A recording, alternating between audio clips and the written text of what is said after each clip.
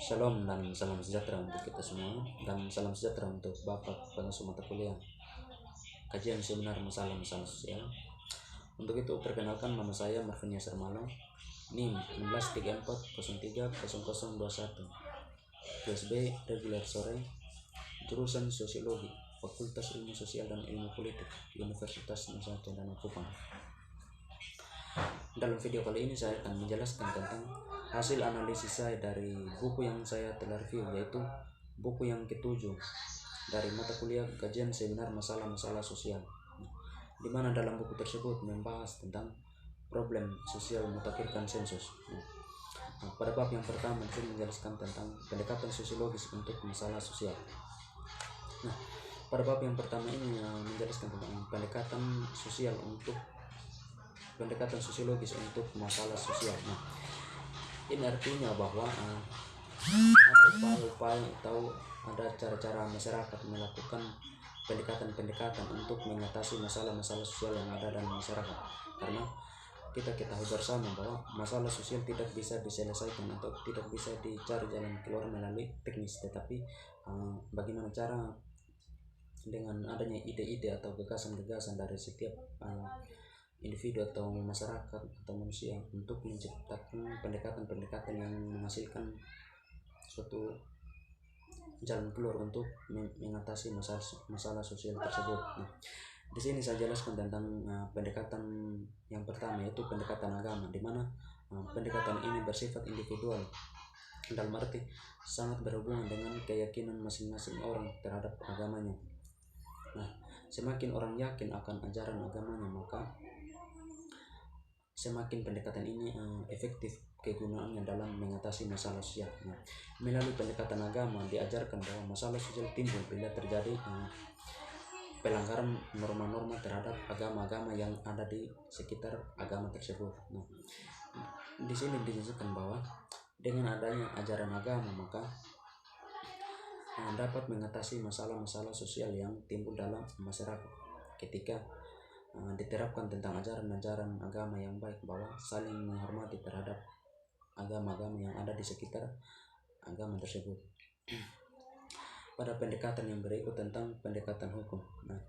Antara pendekatan hukum dengan pendekatan agama ada kesamaan secara historis, di mana dalam arti pendekatan hukum dalam memandang fenomena masalah sosial ada yang bersumber dari pendekatan agama.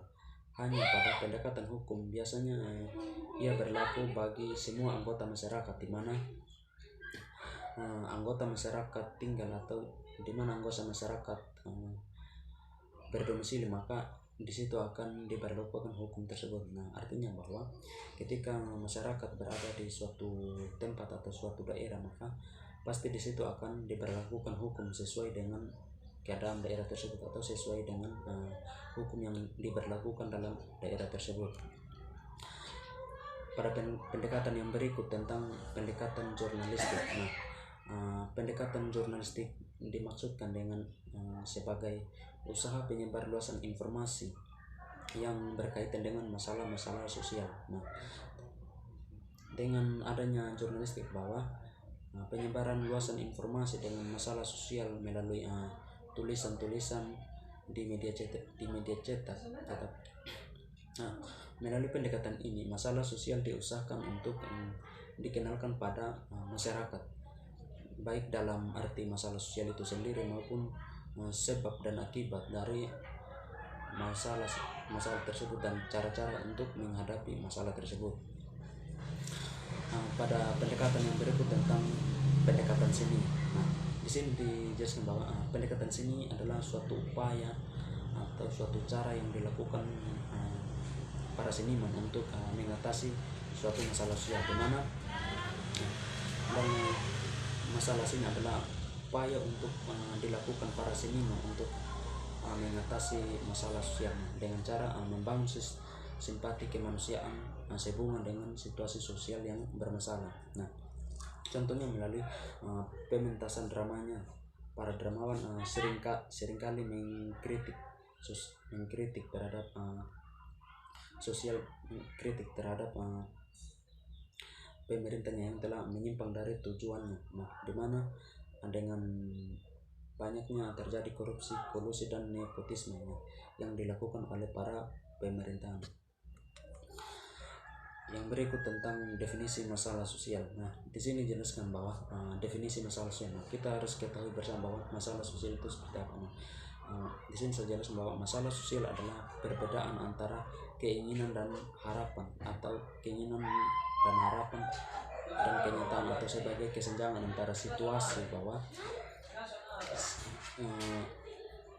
kesenjangan antara situasi dengan harapan yang tidak seharusnya. Nah, masalah sosial dipandang oleh sejumlah orang dalam masyarakat sebagai sesuatu kondisi di mana adanya keinginan atau adanya keharapan tetapi tidak sesuai dengan kenyataan. Nah, yang berikut tentang kondisi yang didasarkan pada banyak orang adalah suatu masalah. Nah, suatu masalah dapat dikatakan apabila masalah sosial kondisinya dirasakan oleh orang banyak. Nah, di sini dijelaskan bahwa suatu masalah disebut masalah sosial apabila dirasakan oleh orang banyak. Yang berikut tentang berbagai jenis problem sosial. Masalah sosial itu sendiri merupakan suatu ketidaksesuaian antara unsur-unsur kebudayaan atau masyarakat yang membahayakan kehidupan kelompok sosial. Nah, di mana dapat menghambat atau terpenuhinya keinginan pokok warga atau kelompok sosial tersebut, sehingga menyebabkan kepincangan ikatan sosial. Nah, artinya bahwa adanya keinginan atau harapan-harapan tetapi tidak tercapai atau tidak sesuai dengan kenyataan, maka di situ akan timbul suatu masalah. Yang berikut tentang pelanggaran norma. Nah, di sini kita dijelaskan juga tentang pelanggaran norma. Nah, artinya bahwa kita harus ketahui bahwa norma merupakan suatu tatanan atau suatu aturan atau suatu pedoman yang diciptakan manusia sebagai makhluk sosial yang sifatnya memaksa atau menuntut untuk wajib tunduk terhadap aturan tersebut yang dibuat. Nah, contohnya pelanggaran norma yaitu pelanggaran norma kesusilaan. Nah, dari kedua norma kesusilaan. Nah, untuk itu kita harus ketahui bahwa kesusilaan itu seperti apa. Kesusilaan berarti perilaku yang baik yang berkaitan dengan adab, sopan dan santun. Nah, dalam hal ini secara singkat dikatakan bahwa selama seseorang menganut norma ini akan bertindak secara manusiawi. Nah, ketika melanggar norma kesusilaan, norma adalah aturan yang dalam masyarakat. Jika ada yang melanggar peraturan tersebut, tentunya akan dikenakan sanksi ataupun hukuman di mana norma tersebut berlaku. Yang berikut tentang masalah sosial dalam sudut pandang globalisasi. Di sini dijelaskan juga tentang globalisasi terjadi saat ini sangat mempengaruhi kehidupan manusia, baik secara positif maupun secara negatif. Nah, berkat globalisasi dalam dunia teknologi mengalami perkembangan yang signifikan. Nah, kita dapat berkomunikasi jarak jauh hanya dengan menggunakan smartphone.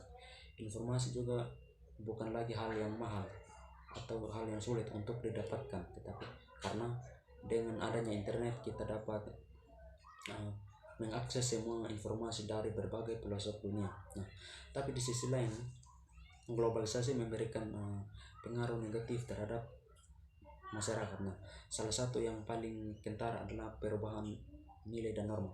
Nah, ketika tersentuh dengan budaya lain, tentunya ada nilai-nilai yang kita anut dari budaya-budaya lain. Nah, tentunya tidak sayangnya ada juga yang justru meniru nilai-nilai buruk sehingga meningkatkan suatu masalah-masalah sosial dalam masyarakat. Nah, contoh masalah sosial akibat pengaruh globalisasi seperti kenakalan remaja, di mana permasalahan sosial yang muncul sebagai akibat globalisasi adalah kenakalan remaja, di mana kenakalan remaja bisa didefinisikan sebagai penyelewengan nilai dan norma yang dilakukan oleh seseorang dalam aturan. Pada bab yang kedua tentang kekayaan dan kekuasaan.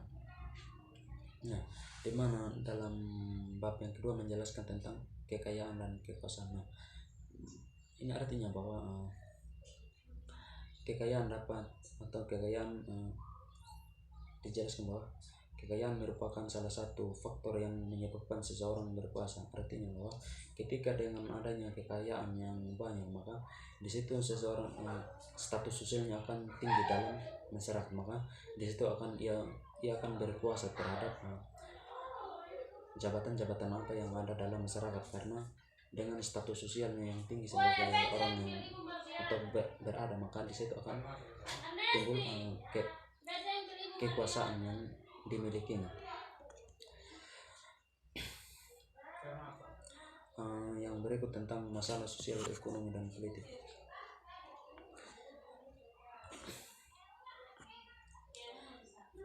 Yang berikut masalah sosial, ekonomi, dan politik bahwa di tengah adanya masalah-masalah sosial, tentunya mempunyai dampak yang sangat buruk terhadap kehidupan sosial, ekonomi, dan politik dalam kehidupan bermasyarakat.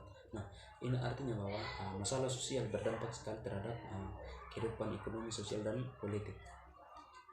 Yang berikut tentang sistem politik dan tatanan kekuasaan antar negara. Nah, di sini disebut bahwa negara bukanlah aktor tunggal yang netral. Negara adalah ensemble atau kelompok kelembagaan yang mencerminkan dan menanamkan hubungan kekuasaan yang berkembang secara historis. Nah,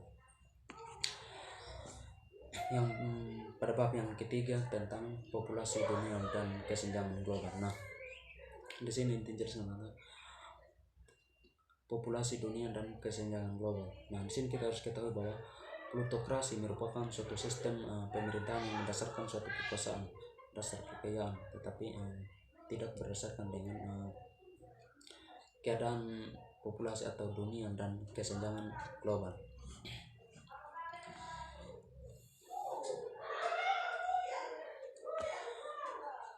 Di sini juga dijelaskan tentang populasi dunia yang terus tumbuh tampak seperti ancaman bagi lingkungan. Nah,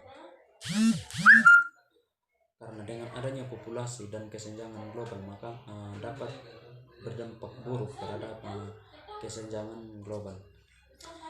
Yang berikut bab yang keempat, di mana dalam bab keempat membahas tentang ancaman terhadap lingkungan. Nah, ancaman terhadap lingkungan, di sini dijelaskan bahwa salah satu ancaman terhadap lingkungan itu adalah polusi. Nah, polusi ialah proses terjadinya pencemaran lingkungan yang berdampak pada menurunnya kualitas lingkungan serta gangguan kesehatan bagi makhluk hidup termasuk manusia. Nah, salah satu ancaman terhadap lingkungan yang sangat kita rasakan dalam kehidupan masyarakat adalah polusi. Yang berikut tentang implikasi internasional terhadap lingkungan. Nah, implikasi internasional terhadap lingkungan itu contohnya kita lihat dalam buku tersebut membahas di negara Amerika Serikat, di mana negara berjuluk negeri Paman Sam ini menjadi negara maju dengan tingkat polusi tertinggi sekitar 5,4 miliar ton per tahun.